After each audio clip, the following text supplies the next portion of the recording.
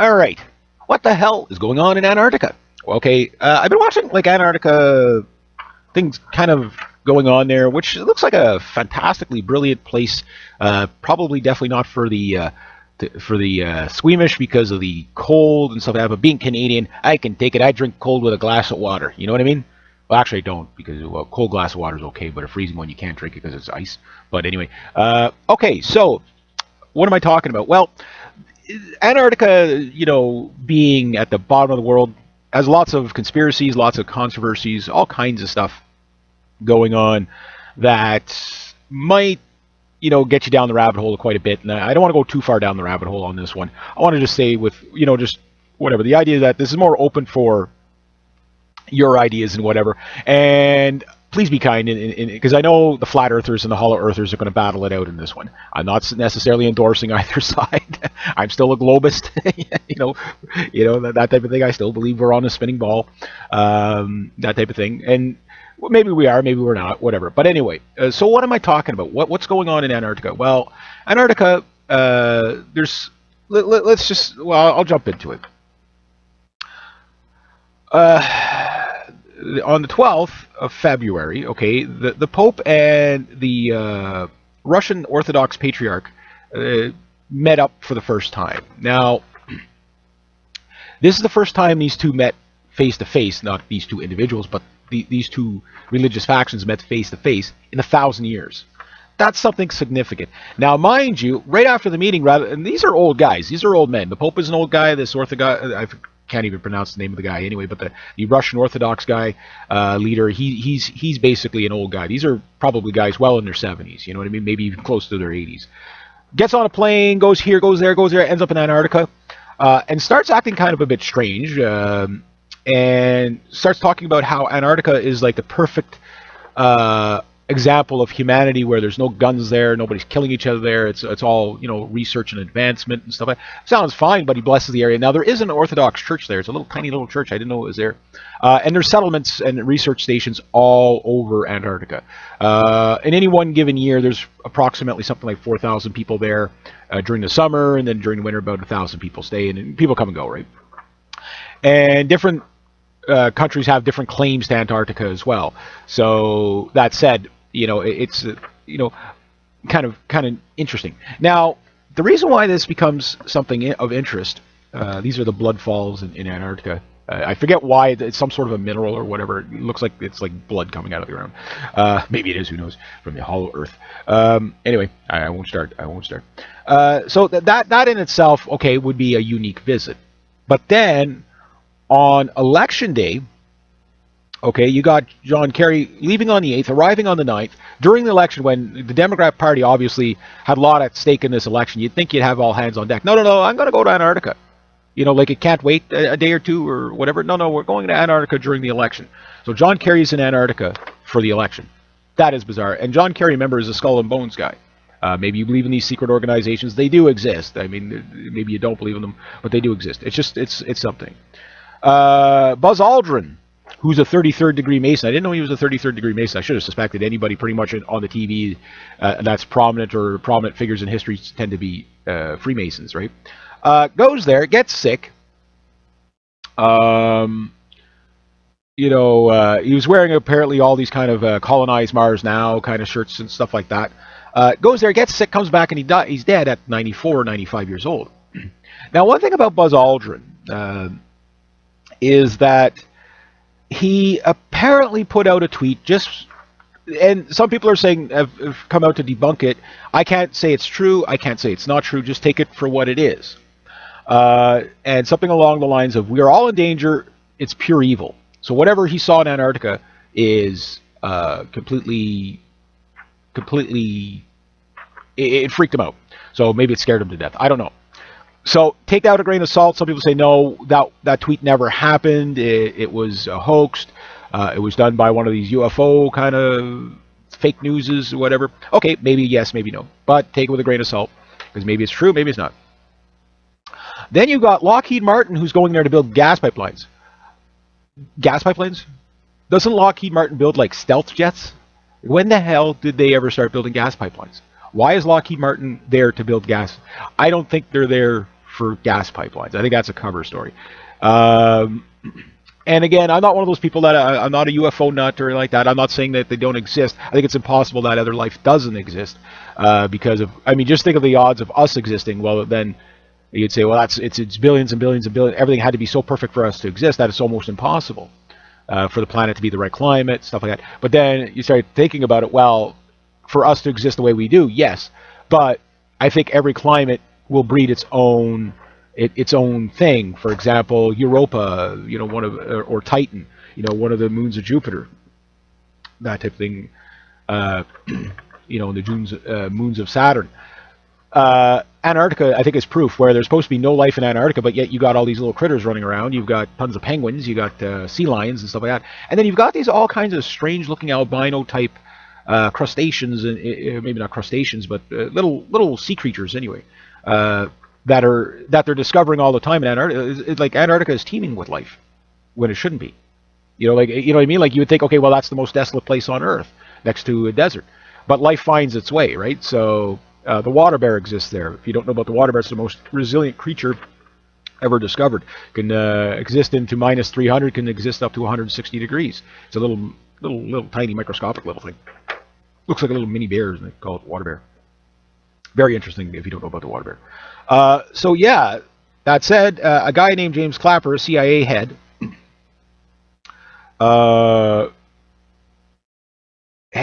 he's gone down there, and the thing about that is he going down there? Like this is a guy, upper head who would delegate somebody to go down there, but he just goes down there. So is it to see something with his own eyes? Who knows, right? Then you've got the Wiki Podesta, John Podesta, yes, the guy with Pizzagate, the pedophile ring guy, yeah, that guy, that's alleged, of course, but still, even though he's alleged, I mean, there's a lot of freaky stuff there. But all of a sudden, the WikiLeaks, they get all these pictures sent to them of Antarctica. Stupid computer making noise like that. Send them all these pictures of Antarctica. Now, most people are saying these pictures are probably encrypted and some sort of a code. So they probably could be just random chance that somebody sent them pictures of Antarctica and it's encrypted. The other thing it could be is Antarctica. These pictures of Antarctica is a message. Is the message, and there's something stuff that we don't know. Then Vladimir Putin is supposed to go there soon. I think of all the world tensions going on now. Like, we are closer to World War III than we've ever been in history. This is not my opinion. This is the opinions of NATO. This is opinions of several world leaders. People that are not conspiracy nuts. Okay, and sure enough, he's going to be going down there in these times. Strange, right? You've got the largest amount of female researchers going down all at once to Fairbanks Research Facility. 76 of them. These are all younger women going in at the same time.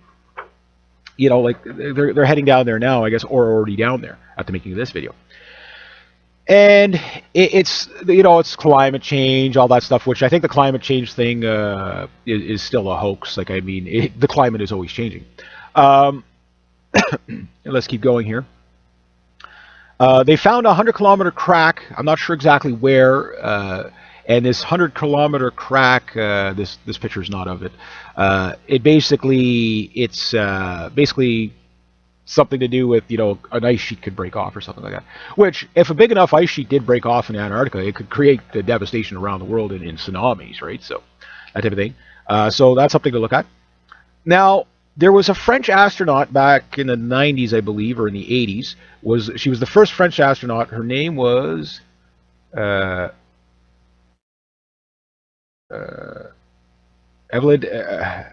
Harry. I can't even read my own handwriting here. I just scribbled it down so fast. Evelyn Hera. Yeah, Evelyn Hera. I guess I said. I don't know if I'm saying it right, but anyway. Anyway, this girl kind of went a bit crazy. And, she's in her, I guess, mid-50s or 60s there now. She served on the Russian space station Mir. And she attempted suicide and stuff like that. And the research facility that she was at caught fire, I guess, last week in France. Or maybe a little while ago. I don't know when it caught fire exactly. And her job was to kind of study extraterrestrial life or the possibility of it in space. And she kept saying something along the lines of, the Earth must be warned. So this comes all at this kind of same time. So is it something? Is it nothing? Is it just conspiracy? Who knows? Uh, then yeah, okay, okay. After that, it's all the real sci-fi stuff. Then, of course, there's the recent discovery of pyramids in Antarctica. Now, remember there was that that orange peel effect that they talked with the Earth, where there was like some sort of earthquake or something like that, or pole shift, and it actually shifted the entire continent of Antarctica slipped down to where it is. That is possible. The science seems to show that it is possible, where the crust lets go of the Earth and it just lets it slide down to there. Remember, we had supercontinents, several supercontinents over over the Earth's history. So, is it impossible? No, I don't think it is. But these pyramids, these three major pyramids, which are about the same size as the ones in Giza in Egypt, there's a water bear right there. And the thing about that is that you have to understand like how hard it is for, here's another one of those pyramids, how hard it is for them to excavate in Egypt, and that's in the beach sand. Okay, you mainly need bulldozers and a lot of brooms, right? And they have a hard enough time. They're still finding stuff there, like passages and secret caverns. And I mean, when was the Valley of Kings discovered? A long time ago. Back in the 1930s, right, or 1920s. And the thing about that is, it was, well, the main pyramids were found then, but they've always known about that area. And of course, now they've got technology from space where if it rains in the desert, right away they fly a high resolution satellite over the desert. And what happens is, because the way the water seeps through the sand, it'll actually expose like outlines of pyramids, villages, and they're finding all kinds of stuff like that in the Middle East. Now, they've got other things that can penetrate ice. It's basically, I guess, some sort of a sonic type radar that they do from space as well, which can show Antarctica without the ice on it. And at the thickest point, I think Antarctica has like 3 kilometer thick ice. So that's roughly about 1.8 miles of ice thick. So that's pretty thick ice. Now, here's where we go down the rabbit hole. We know that the Nazis were occultists, and especially the Thule Society, however you want to say it, that Hitler was a part of, were occultists. And they were looking for stuff. They were looking for like the spear of destiny, basically the spear that stabbed Jesus in the side, and claimed to have been found, kind of yes, kind of no, and it's in Austria or whatever. Whether you believe that or not is not the case here. The case is not what you believe or what I believe. It's what others might believe. But they did go there. They sent U-boats. In fact, just in 1945, as they were losing, a U-boat U-530. I remember hearing the story of this. I think it left from Keil, Keil, and when it went there, it basically went there with the idea of finding something. There's an old Ottoman Turk map that shows Antarctica without ice on it, and that type of stuff. So the Antarctic might not be as ice laden as we think it is. Maybe the maps from the 1500s clearly show it as places that you could inhabit, as that type of thing. So a lot of people think, well, the pole caps have been like that forever, but that's not true. I mean, in the 1400s, you could garden in Greenland pretty much all year round. It was much hotter than what it is today globally. And I think that's just the natural cycle of nature, right? So, sometimes the Earth is really hot, sometimes it's not. And right now, it's not quite as hot. So you've got the ice caps. We also know that the polar caps are, especially in the Antarctic, the ice is, for some reason, there still seems to be fresh water flowing from Antarctica, which they don't quite understand yet, where in one area of Antarctica, it's pretty much, they're blaming it on global warming, which I don't think it's that. I think it's probably more like volcanic activity or something underneath, where it's almost completely melted. And in other places, the snow has never been thicker. The ice has expanded 46% larger than it's ever been only a few years ago, to retract a bit and expand again, retract, expand. And right now, I think both polar caps are the largest they've been since 2007.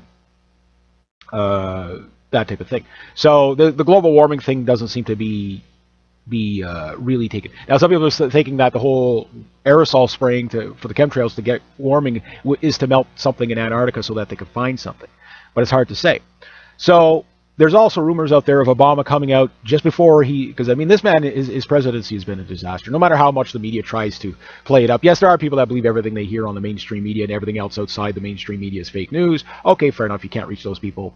They don't have a creative mind, so they'll just go with the flow. Fair enough.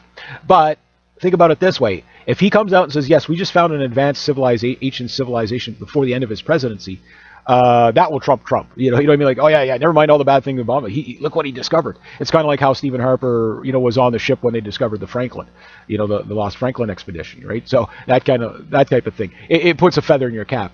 Does it hold a lot of weight? I don't know. To some people, they won't give a shit. Other people, that'll be the biggest thing ever. Sorry for the language there. But you get the idea. So that said, a lot of strange activity in 2016. Is it just because it's the current year, or because of what might be coming in 2017? Now, 2017 is going to have a lot of anniversaries. The 100th anniversary of the 1917 to 1919 Bolshevik Revolution.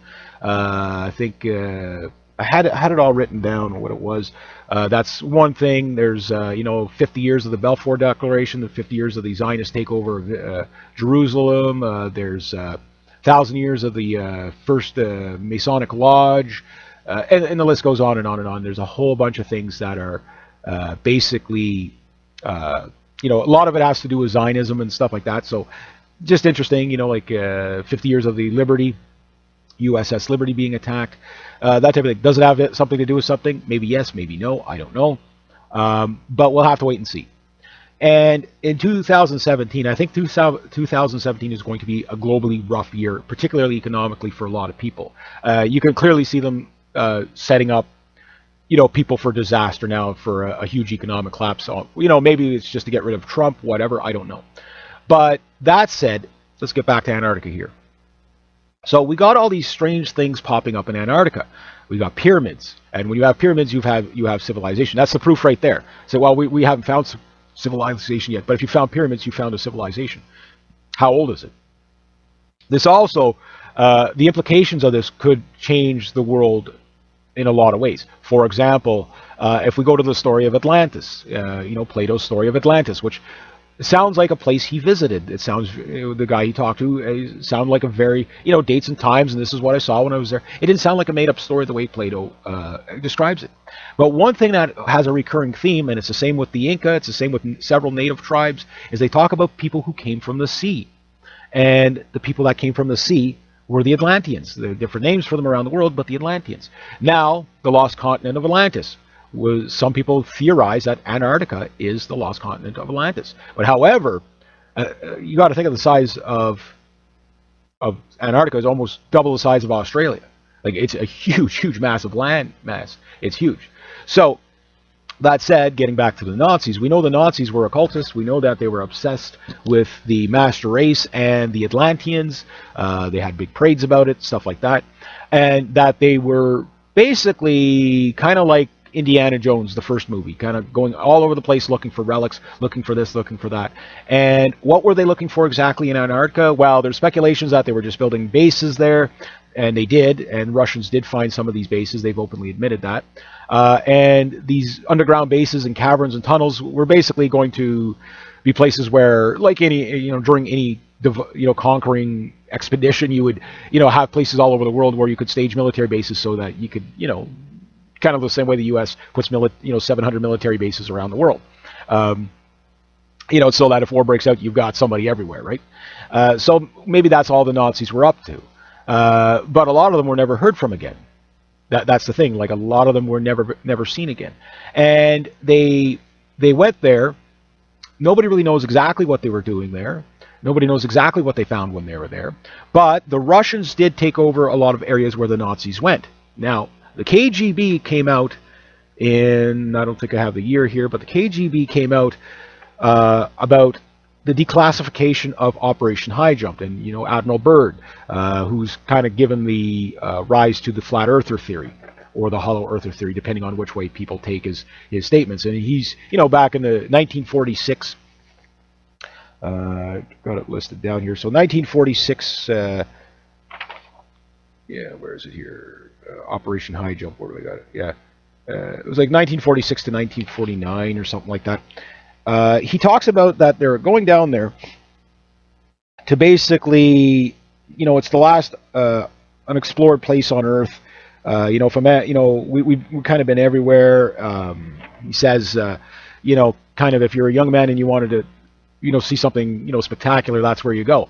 Uh, but he makes it sound like there's a vast, vast continent there, which there is, that could be taken as there's a wall, and once you get over this wall, it's either that's the edge of the flat Earth, or it's like people are taking the hint that the Earth is either shaped like an eyeball, and there's like a big hole that you go in at the South Pole, and there's a hollow Earth, and there's a whole bunch of people in there, and all the earthquakes we've been feeling recently have been basically battles under the Earth. If you want to believe that, that's fine. I don't really kind of subscribe to that, but hollow Earth theory has actually been proven scientifically that it can exist. That's a possibility, but like the physics do allow it to exist. So we might think of us like spinning on not only a globe, but spinning on a like a Christmas bulb. Same kind of concept. Hollow inside but round outside, right? So they go down there to Antarctica with the United States Navy between 1946 and 1947, or sorry, 1967, and they're down there setting up Little America 4 research base, and it's called Operation High Jump. Now, the KGB says that something happened when they were down there, that they lost a lot of men, they lost a lot of stuff, that they lost a lot of aircraft because they got into fight with UFOs. That's what the KGB was saying. So whether that's true or not, who knows? But now we get back to the Nazi bases. There is one base, the pictures, Google Earth, you can see it on Google Earth. It's the most probably famous thing you'll see as soon as you research Antarctica. You'll see this big hole in the wall in a cavern, and it's huge. It's like 100 feet across, whatever. They got a big steel door kind of thing built on it. What's in there? What is in there? The Russians abandoned a lot of bases years ago, but they're starting to open up these bases again. You got one with a big statue of Vladimir Lenin there. You get an idea of how long ago these bases were. Now, mind you, that could be a geopolitical strategy move, because the same way there's been over about 30 Arctic bases that the Russians have opened up in the North Pole because of the new Cold War we're in. Even though the mainstream media won't tell you it's a Cold War, anybody that has the eyes to see and ears to hear, you can draw the conclusion pretty. When Russia burnt your toast this morning, we're in a new Cold War. Because that's all you hear on the mainstream media is how Russia hacked the election. Russia's the bad guys in Syria. Russia's the bad guys in Ukraine. Russia's the bad guys because they hate Hillary Clinton. Russia's the bad guys. You burn your toast this morning, the Russians did it, right? So, and then of course the militarization around Russia. Now, that said, what does that have to do with anything? Who knows? But why is Vladimir Putin going down to Antarctica? Has he been there before? I think he has, yes. But it's just the idea of all these world elites heading there now during these kind of strange times. So that's kind of why I'm wondering what the heck is really going on in Antarctica. Now, there's also reports of some researchers that went looking in some of these caves and stuff like that are there, and they come out whiter as a ghost, and they won't talk about it. And they reporters will ask them, and they're like, these researchers are like very quiet, very, very kind of terrified, so to speak. So let's get back to Buzz Aldrin. Buzz Aldrin talks about his experience in space where when they were on one of the Apollo missions, that they saw something. Something was moving behind them. And he won't come out and clearly say it was aliens because he doesn't know what it was. But he tells you the story, and it's well documented. It's on several TV channels that he'd done this. And he talks about, the possibility of something following their landing aircraft and stuff like that, their spacecraft. And he goes on and on and on about it. And he's alluded to, they're among us kind of thing more than once. So you can research Buzz Aldrin, that type of thing. Now, that said, what could be going on in Antarctica? Again, until we see conclusive evidence, like everything is always like speculation, and hearsay and stuff like that. What do we know for sure? Well, we know Operation High Jump happened for sure. We know the Nazis went there for sure. We know the Russians went to see what the Nazis were up to. We know the Americans went to see what the Nazis were up to. We know there's researchers in Antarctica. We know there's pyramids found in Antarctica. We know there's strange life forms found in Antarctica. These are facts. These are irrefutable. And we know that it's very hard to get to Antarctica. So, and it's also a very hostile place to live.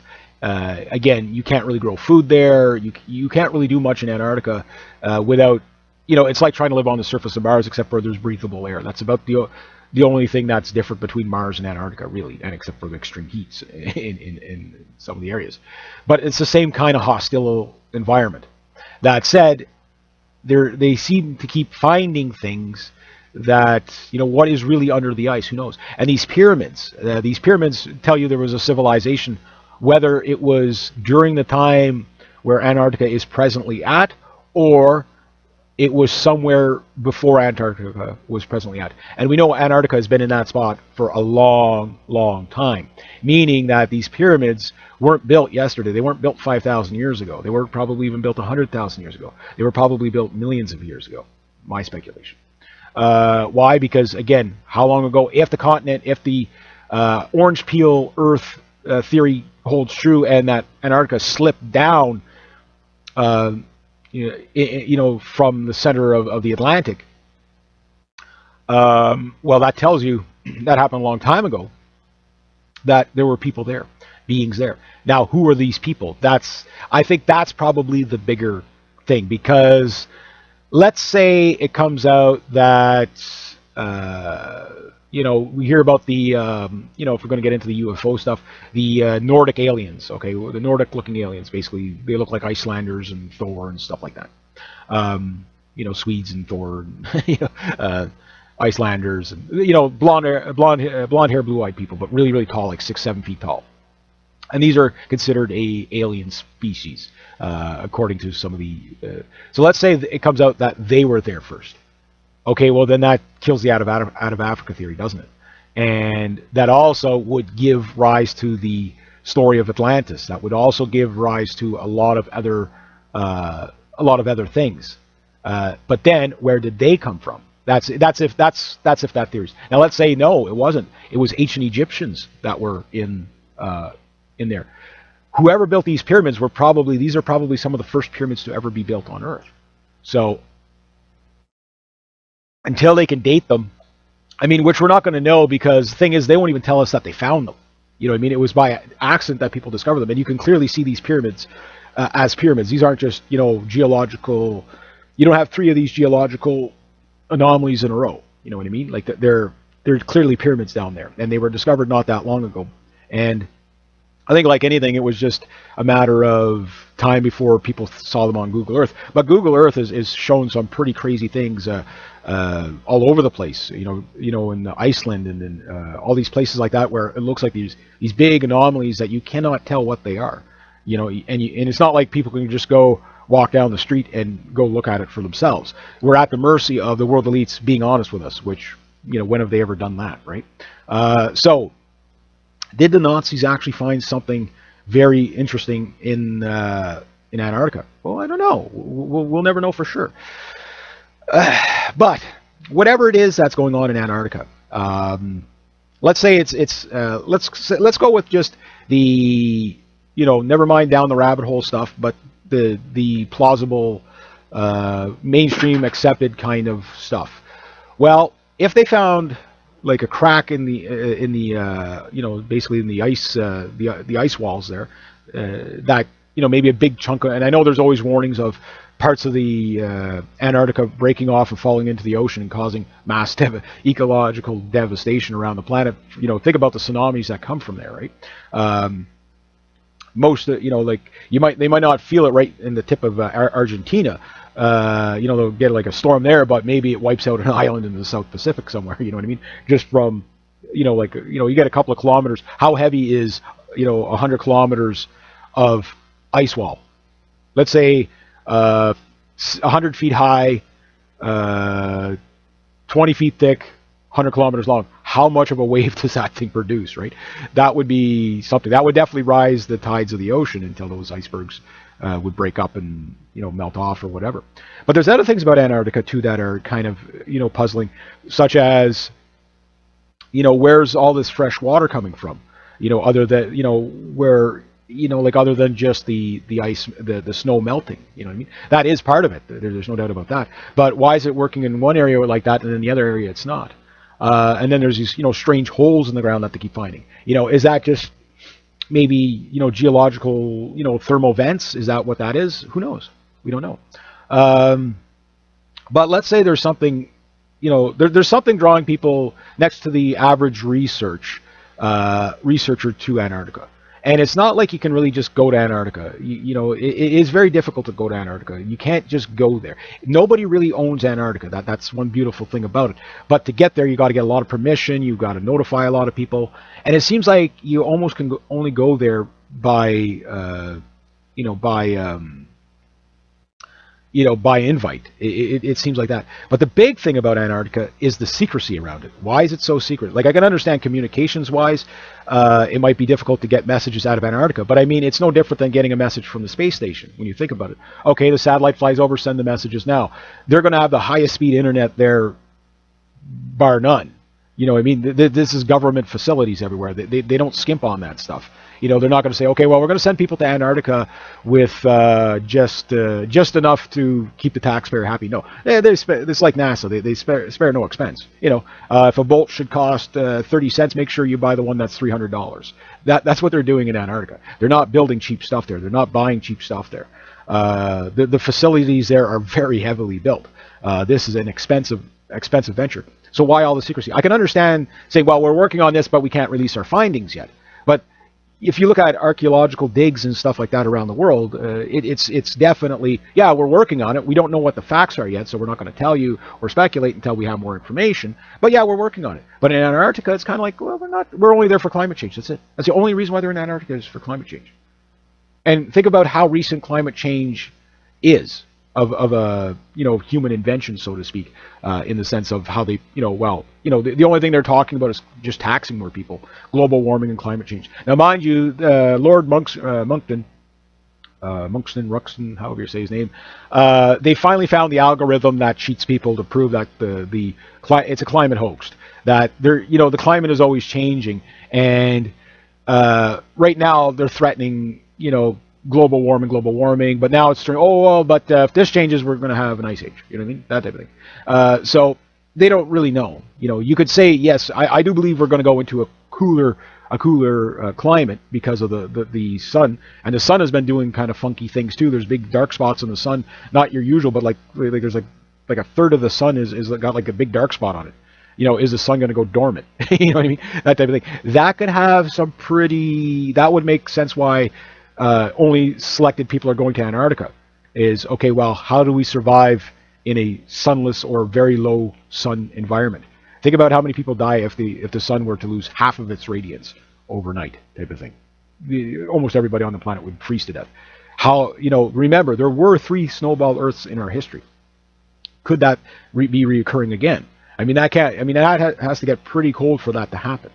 You know what I mean? Like that doesn't happen when the sun's at a maximum. That has happened when the Earth is either the furthest away from the sun or we're at a solar minimum, an extreme minimum. So that is a possibility. So maybe that's what they're doing. How do we survive so that we can get through that? And we know about all the seed vaults in all these Arctic places, that type of thing.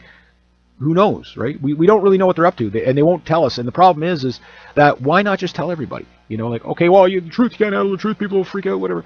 A lot of people, you tell them, they're just going to go about their daily business. Look, when the Titanic sank, people listened to the band. The band played beautifully until it went under the waves. Why? Because just some people won't believe anything. So, but you could also say, okay, well, those who do believe, maybe they can help. Maybe they can take precautions. Maybe they can figure out a way to do something, work together. God forbid that would happen, right? So anyway, I don't know. Watch, and the other thing I want to bring up too is 2016. I don't remember a time in my life where I've seen so many prominent movie stars, rock stars dying. Recently, Alan Thicke just died playing hockey. Good Canadian boy there. And he wasn't. He was like 69 years old. But I mean, just the amount of like celebrities that died this year. Okay, yes, it's a baby boomer generation kicking off. I get that. But it's just what's 2017 going to be like? You know what I mean? Like, I think that's where the real. I think we see real bizarre things in 2017. But Antarctica, I don't know, because there is so much conspiracy theory about Antarctica that, again, what can we prove? What can't we prove? Well, it's hard to prove anything when they won't tell you a thing or show you a thing. But why would they keep these pyramids from us? Just announce it. We found pyramids. Very, very simple. Very, very simple. Just let people know we found pyramids.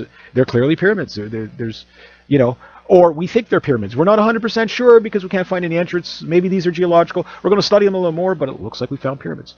They just found another pyramid in the States. These pyramids are all over the place. They're all over the planet. They're up here in Canada. They're everywhere. Somebody, and they all kind of show up about between 12 and 5,000 years ago, these pyramids. But that said, maybe they're older. Some people think the pyramids in Egypt are actually older than what they think, what they say they are. They're starting to think, whoa, maybe these things are way older than what we think. You know what I mean? It's hard to say. It's really hard to say. But I don't know. We'll have to watch what's going on in Antarctica. And it's not so much that people are going there, because people have, been going there for a long time. But it's who's going there and when they're going there. And, it seems like when something bizarre is happening in the world, a whole bunch of elites go to Antarctica, just as something happens, right? So, very, very, very, very, very strange. So, anyway, I guess I'm going to leave it at about that. I just, wanted to kind of show you guys a bit of,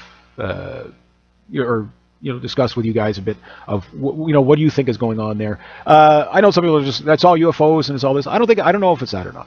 I'm not one of those people that are closed-minded to say that, no, there's no possibility any other extraterrestrial life could ever exist, or intelligent life. It's anything is possible. I'm also, we do know that the Earth goes through violent changes from time to time. They could have discovered something, like maybe the Earth is about to split in half or something. I don't know. Who knows? It's really hard to say what is really going on in Antarctica. I think there's a lot of people that go down there and they're just regular researchers and they know nothing about it. Again, everything being compartmentalized. There, I said the word. No stuttering on it. But for some people, it's probably, why would researchers go there and come back completely terrified? Did Buzz Aldrin actually say what he said? That type of thing. Again, apparently the tweet was up and then it was taken away. What does that mean? What was he talking about? Now, mind you, there are a lot of hoaxsters out there too. Like how much stuff am I reporting on here that's actually hoax? I don't know. Some of it is, some of it isn't. But we do know the things that Operation High Jump. We know about the Nazis going there. We know the Russians have been in there. They're still there. They still got bases and stuff there. So we know those things go on. We know that stuff has happened. We know that there's pyramids there now. We know about some of these big underground bases, big underground Nazi bases. Did the Nazis find something? We don't know. That's the parts we don't know. We know they're not telling us hardly anything about Antarctica. Like, they'll give you the feel-good stories and stuff like that from time to time, but they won't really talk about anything else. Again, if you found pyramids anywhere in the world, that should be, screamed to the high heavens. Now, like anything, look at the Smithsonian. One thing I hate about the Smithsonian, something gets discovered, they come and they hide it or whatever, or won't cover it. It seems like there's one narrative and that's the only story you can look at. And at first you would think it's like, okay, well, it's just they don't want to be called wrong.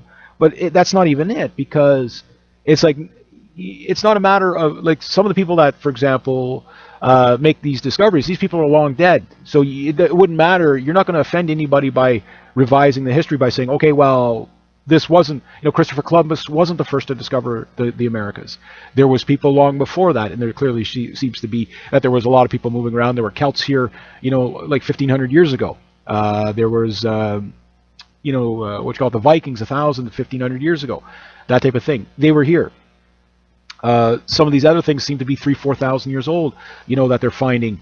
So, again, these theories too. Now I can understand with native groups in North America, there's a lot of land claims that, if they find that Europeans, like for example the Solutreans, if they were the first North Americans that they found, that would mean French Europeans were Frankish Europeans, well, maybe not Frankish, but people from France were here before anybody else, before whatever. That's a possibility. I think human beings have been around a lot longer than a few 100,000 years. I think the human species has been around a lot longer than a few million. 3 to 7 million if you go from every ancient ancestor to now, right? Or prehistoric ancestor to now, pretty much. But it's hard to say, like again. And why is the information so offensive? That's what that for me. I'm more fascinated if you you found something, that's great, just tell everybody. But you see, this also has implications of from religious point of view. If you show that the Garden of Eden isn't what it said it was, well then all of a sudden certain chosen people aren't chosen people anymore. That type of thing. So I understand that kind of protectionism of it. And stuff like that. But on the other hand, what about the scientists? Like the scientists, somebody's got to blow the whistle. So to keep a secret, there's got to be something pretty big for scientists not to blow the whistle. You know what I mean? It's not okay when they threaten their family or something. They're going to leak it out somehow. But when they don't leak things out, then it's something pretty big. Again, why? What are they afraid to tell us? What are they afraid to tell us? What is there that they just cannot talk about? That type of thing. So I'm gonna keep an eye on it. I don't like to dive down the rabbit hole too much. I tend to like to deal with more of the geopolitical stuff like that. But sometimes these stories are pretty interesting too. But again, it seems like as soon as some weird events start happening in the world, all these prominent people head to Antarctica. Just gaggles of people that you wouldn't expect. When they're needed the most at home, they head abroad. That type of thing. So anyway, I don't know. You guys tell me what you think. What do you think is going on in Antarctica? What do you think the big secret is? What do you think of these pyramids? Who do you think put them there? Why? That type of thing. All right, so anyway, if you like this kind of content, please consider making a donation to the channel. Links down below. Thank you so much to everybody who has. Next to that, rate, subscribe, share, comment, like. Be true to yourselves, be true to others. Always do the right thing, and have yourselves a great day, eh?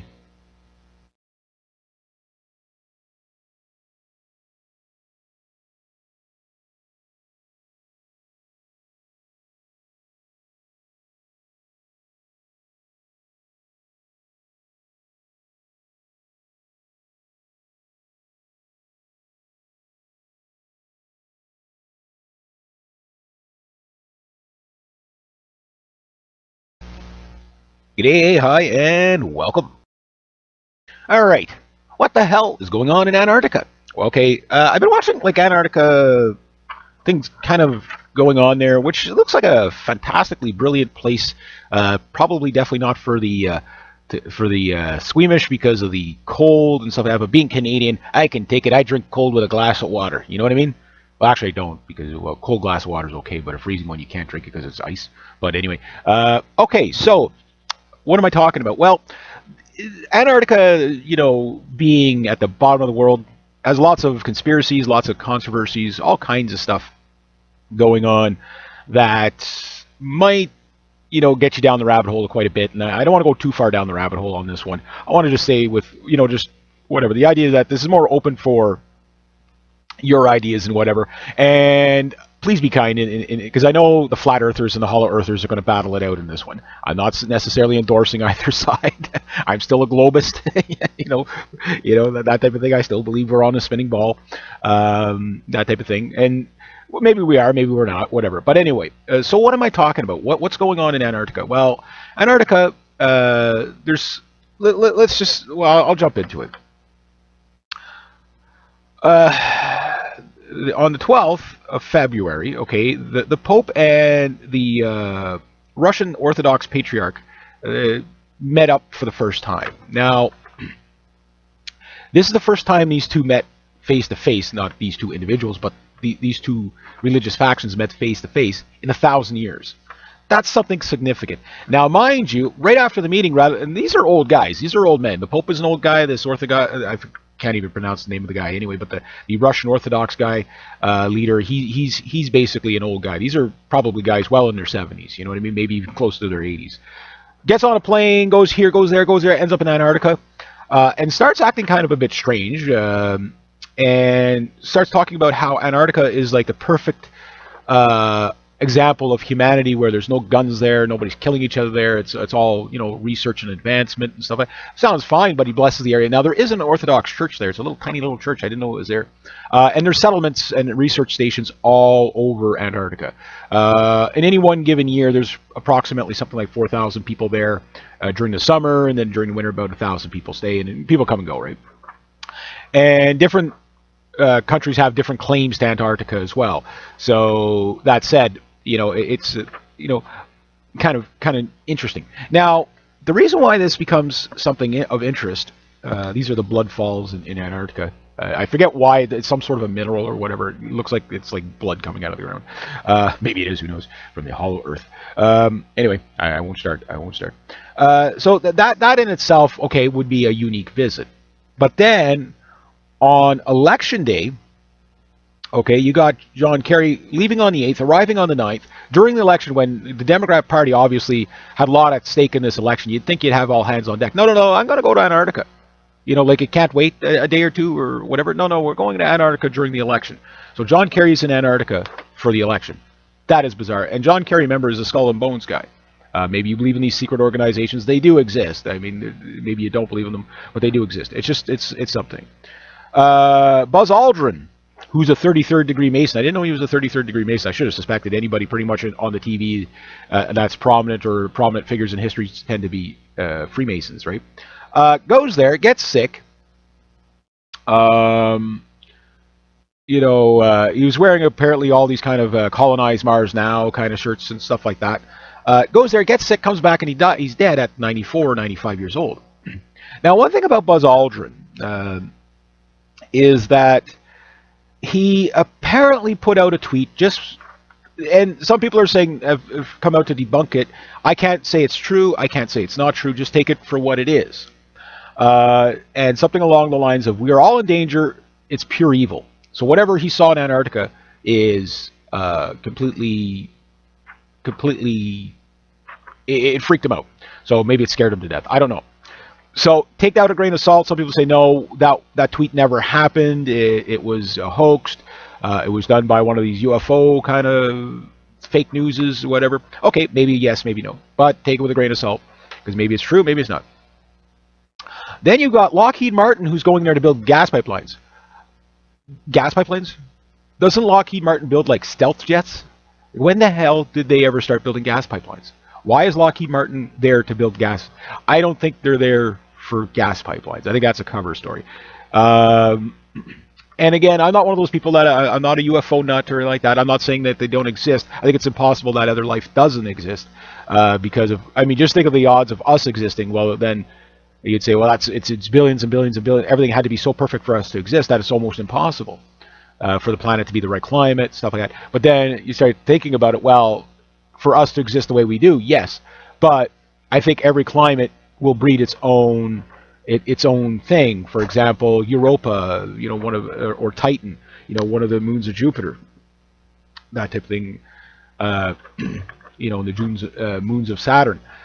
Antarctica, I think, is proof where there's supposed to be no life in Antarctica, but yet you got all these little critters running around. You've got tons of penguins, you got sea lions and stuff like that, and then you've got these all kinds of strange-looking albino type crustaceans, maybe not crustaceans, but little sea creatures anyway, that they're discovering all the time in Antarctica. Like Antarctica is teeming with life when it shouldn't be. You know what I mean? Like you would think, okay, well, that's the most desolate place on Earth, next to a desert, but life finds its way, right? So the water bear exists there. If you don't know about the water